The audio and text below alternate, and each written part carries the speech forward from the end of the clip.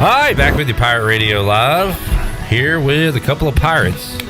And what a win last night for East Carolina over NC State. Ryan McCrystal, not a big PTI guy, so I said, hey, let's turn the game on from last night. Yeah. And we'll watch the Pirates and the Pack go at it at Clark LeClaire Stadium. How about, first of all, how about that atmosphere, fellas? How much fun is it to be a part of that? It's unbelievable. Definitely the coolest thing is like when you're lining up for the national anthem, and like after the national anthem, when it starts to kind of go off, like it tunes out and you hear everyone just start going crazy, it feels like the place is like turning. And it's like surreal because like you grow up going to ECU games and you're like, I can't wait to be a part of that. Then you're a part of it and it's like you really have to try and embrace the moment, whether you're playing or not. It's like, this is special. Like no one else gets to see it from this perspective, and like this fan base is just unbelievable. Yeah. Jake, you feel it too? Yeah, no, it's really cool. I mean, I know I didn't throw last night, but just standing on the mound and literally you can feel the ground shake, and it's like, wow, this is. Yeah, and last year, cool. What was it? You were pitching last year, and I was catching when we beat him at home. Like when you struck out the last guy, and just like feeling that place. Like when I catch the last out, the guy swings and misses, and it just like roars from every direction. It's like, that's sick. Yeah, it's interesting because like I ask you guys, do you hear your surroundings? And I guess, what is it, Ryan? You hear it as a whole, but maybe not individual phrases coming at you. So definitely. It depends, really, to tell you the truth, because I'll normally you just kind of hear like a bunch of sound. It's not one thing. Right. Like, it's funny because against UNCW, I had a go-ahead single against them, and it was 1-2, and I had swung it 2 pitches in the dirt before that. Just like, I don't know, game got pretty quick on me. But I heard somebody boo me. And then somebody was like, what the hell are you doing? Like, and I don't normally hear those things. So it kind of made me like smile when I was in the box. I was like, I want you to come try this. 'Cause this guy's throwing an 88-mile-an-hour slider. That's why I swung at it, big dog. It's not because I'm losing my mind in here. It's because hitting is hard. Yep. It is a difficult thing to do. Ryan McCrystal and Jake Hunter here in the Pirate Radio studios. If you got a question, you can ask it to the fellas, and I will pass it along. I just wonder, coming off a win like that, you go to Memphis this week, you can't let this one linger too much. But so how do you balance celebrating and being happy with your buddies and also moving on to the next one, Jake? The kind of mindset that I take is it's already over with. Yeah. I mean, it's awesome that we beat those guys, but we're still playing for a championship coming up. So this is a big weekend for us, going on the road and kind of taking control of our season pretty much. Yeah, right. But how long do you give yourselves to be happy about last night, Ryan, before you look ahead? Pretty much just last night, to tell you the truth, because I don't know, it's different depending on the year, but I feel like this year this team's so special. We're so like just locked in every single day that like playing NC State, like sure it's awesome, like the environment's sick, but we expect to win. You know, it's not like they're better than us and like we're going to upset them. It's right. Like if we win, we expect to win. It's just a little bit cooler to do it in that environment. It's not so much an upset as it is just winning another game. You think Jacob Starlin is feeling pretty good? Is he back? Is he okay? Yeah, I think he's doing okay. I heard he did all right last night. A freaking cycle. You don't see that a lot. How many games have y'all been a part of with the cycle? Like never. One.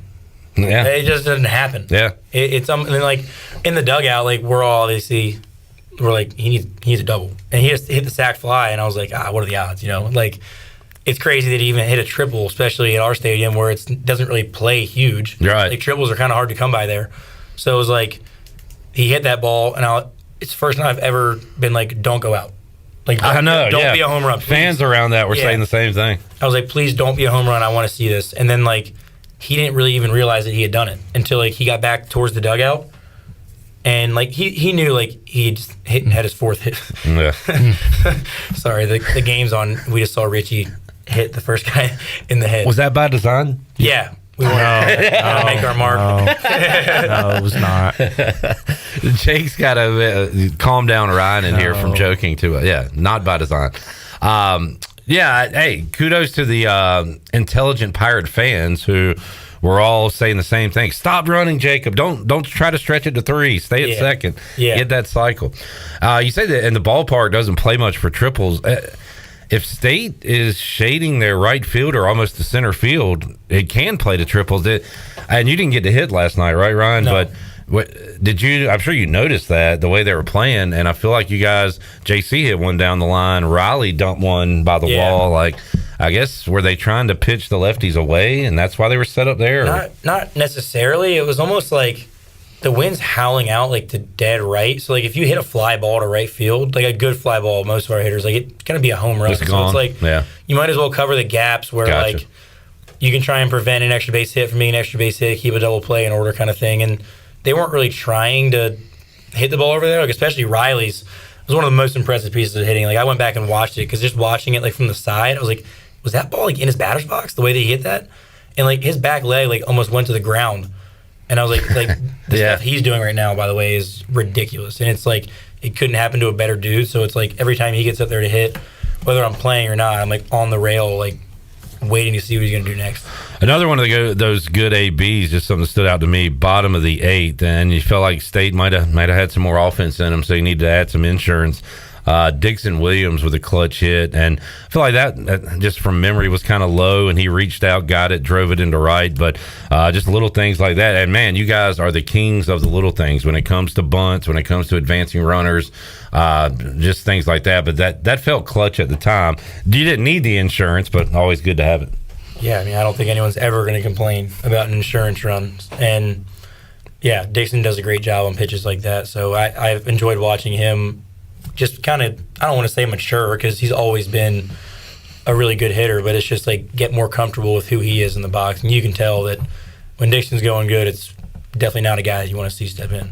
By the way, let me rattle off these numbers again. Johnny, our stats guy, in his last 4 games versus NC State, Jacob Starling hitting .706 with 7 runs, 5 RBIs, 23 total bases. That's pretty nuts. Crazy. And Johnny, I missed this one. He's got a DB stat. Danny Beal, look-ahead stat, in his 4 career appearances against Memphis, DB, 3-0, 0 ERA, 8 Ks, 1 hit. So we're expecting a big-time bounce back from Danny coming up this weekend. Definitely not going to build on what happened yesterday, but I definitely think that he can bounce back from what happened yesterday. Jake, I saw this... Man, I saw it last night with DB, and I feel like I saw it Saturday as well. Guy thinks he gets that third strike on a hitter, doesn't get the call, and it comes back to haunt him, and it did for Danny last night. But is that just one of those things, or does it stick with you? Like, man, this guy should be struck out. I should be done with this guy. And then, he somehow gets on, guy, it's a home run. I mean, it really doesn't stick with me. It's more of a, well, dang, that kind of sucks. Well, now he's on first base, so now I got to pitch a little bit differently compared to nobody on base. But, I mean, Danny's going to be fine. He just hung a few pitches in a row to some good hitters, and so it'll be good. And as you said, the ball was flying out that way. No doubt. Night. I mean, I told Danny right when he got done, just because I think as close as his team is, we do a great job of, like, understanding the situation, like what to say to guys when. And, like, Danny's not super serious. Like, even when he doesn't do great, like, he's pissed off, don't get me wrong. Sure. Like, I was walking to the bullpen with him after, and, like, I was kind of trying to find something to say to, like, make sure he was all right mentally. Yeah. And I looked at him, and I was like, I know this might suck right now, but in about 20 years when we're all hanging out, think about the stories that we're going to tell about those 3 batters.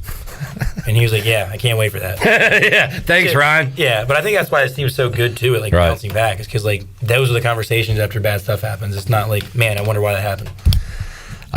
We got a question from Jamie. This time of year, this is a good one for Ryan, who has had injury history, and we're glad you got a clean bill of health right now. But the bumps and bruises, we'll start with the catcher. How many bumps and bruises you dealing with this time of year, Ryan? A lot, but catching-wise, you're kind of used to dealing with them. It's more so just the fatigue, like when you wake up the morning after catching and your hips don't want to stand up when you stand up kind of thing. But I think just from my time here, like watching J-Dub and Ben and how they've dealt with it, like it was awesome.